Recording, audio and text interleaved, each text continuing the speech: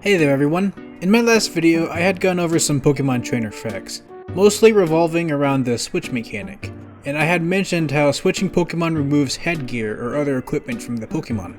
I didn't see this suggested by anyone, but while I was editing the video, I got curious about what exactly it looks like when you switch Pokemon in a custom match with one of these pieces of equipment on. And as I expected, the pieces of equipment stay on just fine. Nothing too groundbreaking there, but I thought it would be good to clarify.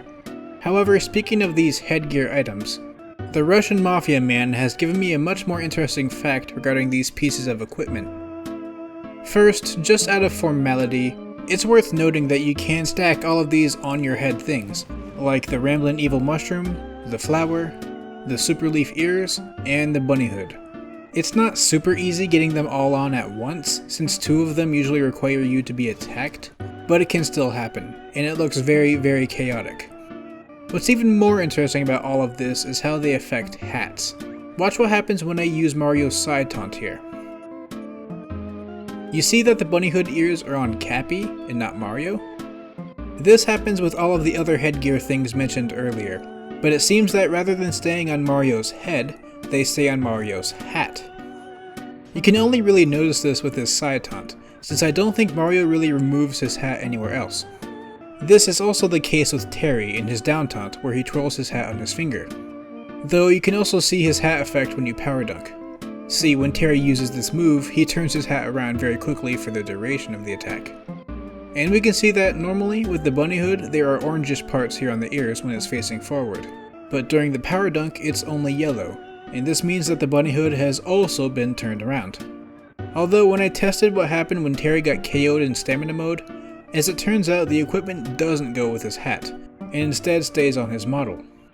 Whenever Terry gets KO'd in stamina mode, his hat goes flying, and while it's kinda difficult to see, the hat here is without any equipment. And I don't think this is just a case of this functionality going away after the match ends, because after Mario KOs Terry here, his side taunt still has the headgear following Cappy. So I guess it's just different for Terry's KO animation for a different reason. Oh, and in my last video I had gone over how using Peach's Final Smash in different custom mode sizes actually changed the key and tempo of the song. To add to that, Aizeque mentioned a similar fact in regards to Bayonetta's Final Smash, Gamora. Here's what that normally sounds like.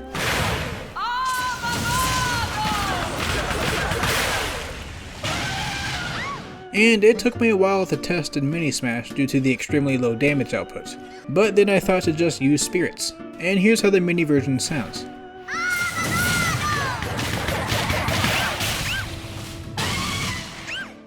It's all adorable and stuff. And oh yeah, just cuz, here's the Mega version.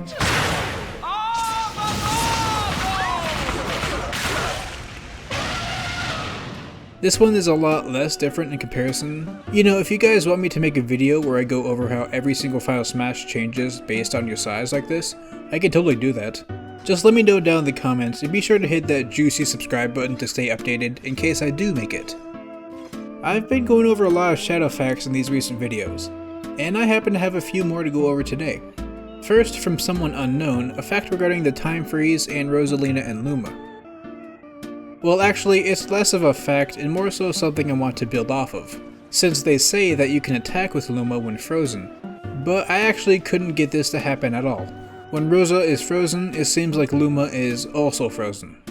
But what I thought was fun to mention was how, when Rosalina rolls, she briefly becomes invisible, and if you get frozen during that time, you'll stay invisible. The same is true for Mewtwo's Air Dodge and Teleport, and other moves like that.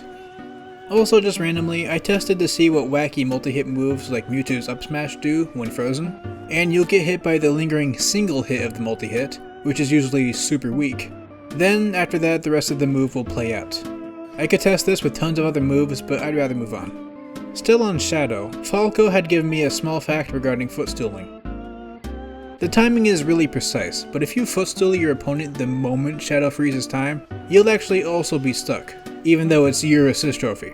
But like I said, it seems like the timing is really precise, so you'd have to actually try to get this to happen. Finally, for Shadow, Sandwich Zebra had done a ton of testing regarding the Time Freeze and Insta-KO moves. When you get Insta-KO'd with a move like Thwack after the freeze has happened, The slowdown animation will play, but the opponent won't actually get KO'd until afterwards. This works for Metal Slash and Death Scythe. And when the opponent is in this I'm about to die state, they are seemingly intangible, so you can't really combo with a soon-to-be corpse, unfortunately. This doesn't seem to work with stage obstacles that insta-KO, like the Ultimate Chimera, so keep that in mind. Okay, so now that that's all out of the way, let's move on to what I'm particularly excited about. A few videos ago I pointed out a Min T-posing glitch, which was very well received. But recently, JohnMander1234 on Twitter had shown me a very interesting glitch.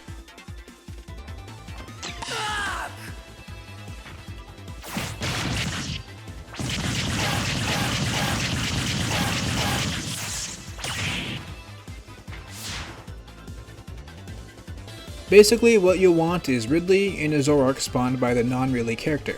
The percent in this example is very specific, but I only did that to replicate the video I got.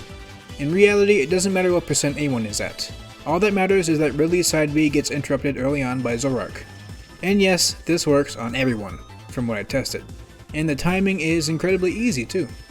The same rules from the Min T-pose glitch apply here, in that the person T-posing cannot move or anything like that, but the T-pose will be cancelled if they're attacked.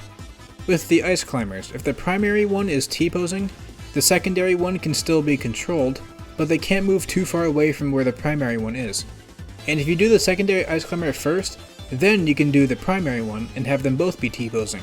And while you push the primary Ice Climber, you'll only change the Z-axis of the secondary Ice Climber. And with Rosalina, you'll still have some control over Luma.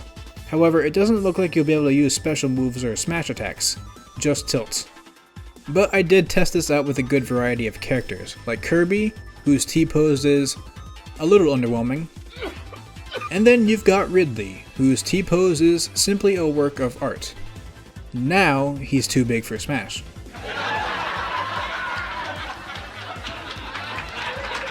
Actually, Burbo, who helped me test a lot of things, brought up how he wanted to test if Mario's cape works on a T-posed opponent.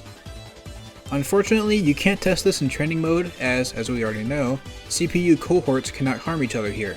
So I'd have to test 3 controllers and get Zoroark randomly in a real match for this to work. Instead, I just opted to use the cape on Min after her own special T-pose glitch, and she can be reversed, so it's fairly safe to say the same is true for the other glitch. But on the topic of doing it in a real match, see, that's the difference between this glitch and Min-Min's. That is, in order to get this to work, you need to have Zoroark. And in training mode, you can obviously just choose Zoroark. But in a match, it's completely random, which can be a total pain if you're fishing for it. But definitely not impossible. Actually, in order to get the assets for the thumbnail that you see, I had to do this T-pose glitch with both Mario and Luigi in a real match, in order to access the camera and whatnot.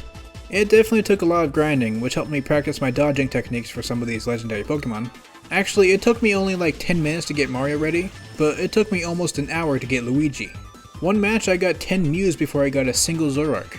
I didn't record any of this, so my script isn't matching what you see on the screen necessarily, but I felt like including this little tidbit just because it still baffles me how I ended up going almost an hour without getting Zoroark that one time. There are some other things I can test regarding the functionality of T-posing though. First, I was curious about what happened if the opponent was carrying an item. So I had Sans pick up an Ore Club after spawning Zoroark, and it just doesn't work. I tried it with other items and it also didn't work then. And I especially don't think it was a timing issue considering how lenient the timing usually is. So I just think that for some reason this glitch doesn't work when the player is holding an item of any sort. However, it will work if they're under the effects of an item, like say the Metal Box. And you can even apply effects, like size change, while they're T-posing, and it'll work just fine. That's all I can think to test regarding T-posing though, and I'm sure there's probably other things to go over, but for now, have fun making all of your favorite characters T-pose. Moving on, Linkling asks if different foods heal different amounts. This is a mechanic I've known about for a while, but this lollipop here healed Link 2%. However, this steak healed 12%, this pear healed 3%, the pizza healed 7%, the grapes healed 4%, and so on and so forth. I could go on and on about what each of the food items heals, but you can just go to the Smash Wiki. There's a whole chart that goes over what each of the many food items heals. I think it's somewhat intuitive, and really a lot of the time the difference isn't that massive, but sometimes it can be, as we saw with the difference between the lollipop and the steak. Next, TT13 gives me an interesting fact regarding Joker's side special and buried opponents. Normally, AHA will deal a total of 13.2%. However, when you use the move on a buried opponent, you'll see that it goes up to 13.2% and stops, but once they get unburied, the curse effect will return, dealing an additional 9.6%. It doesn't look like anything weird happens when you use AHA and then bury them, only when they're buried first. This doesn't work for Aegon, since the move will automatically launch the opponent out of the bury. It's for this reason that AHA stops working at about 50%ish too. I'm not entirely sure why this happens, the game just seems to get really confused when applying the curse effect to a buried opponent.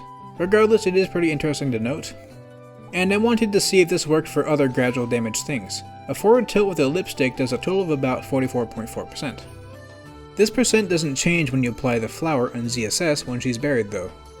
One thing I did notice when testing it with Lipstick's jab is that once ZSS gets unburied, the flower very briefly reappears on her head before disappearing. This makes it deal one extra hit, causing it to do 1.2% more damage than just normally using the jab. Not quite the same, but still similar. Lastly, let's go over some Piranha Plant facts, cause why not? First, Stash Grab states a fact regarding Piranha Plant's final smash and being KO'd. That is, if you're in a 3-person match and Piranha Plant activates their final smash and then loses their final stock, the final smash will keep going on until completion. It's pretty cool to know that you can still get a revenge kill of sorts even after you've been knocked out of the match. I tried this out with a similarly independent final smash, that being Ice Climbers, and the same thing happens. After they're out of the match, the iceberg still sticks around in its entirety, so that's pretty cool. And finally, for Piranha Plant, Raighne gives a nice little fact about the mechanics of Piranha Plant's down special. Now, I do want to point out that this fact is in the tips, so it may be common knowledge for some folk, but I've come to accept that a fact being in the game's tips means generally nothing in terms of the fact being known by people. But when you're using Piranha Plant's fully charged down special, or any charge really, if you press the special button again, you'll shorten how much you extend your neck. Honestly, I felt that the timing is really specific, at least if you're trying to shorten the distance it goes when it automatically lets go. But this can be helpful for if your neck extension is about to get hard red, as sort of a fail-safe to avoid the punish. Oh, and here's what it looks like when Piranha Plant T-poses. Anyhow, that's it for the video. I'd like to thank my patrons Felipe Morla, Dadddd, Avon Karu, Burbo, Cody Benda, Raighne, Feurolant, Dino, PinkieOats, Aman Shareef, Skully, and Xammary. This video was a bit on the shorter side, but that's mostly because, good news, I'm finally going to be moving out into my own apartment pretty soon. It's been a long time coming, but I'm finally going to have a place to where I'll be able to have a better setup, and more importantly, better internet. And a little tangent here, but I actually haven't played Smash in, outside of testing the videos in I don't know, since March or something.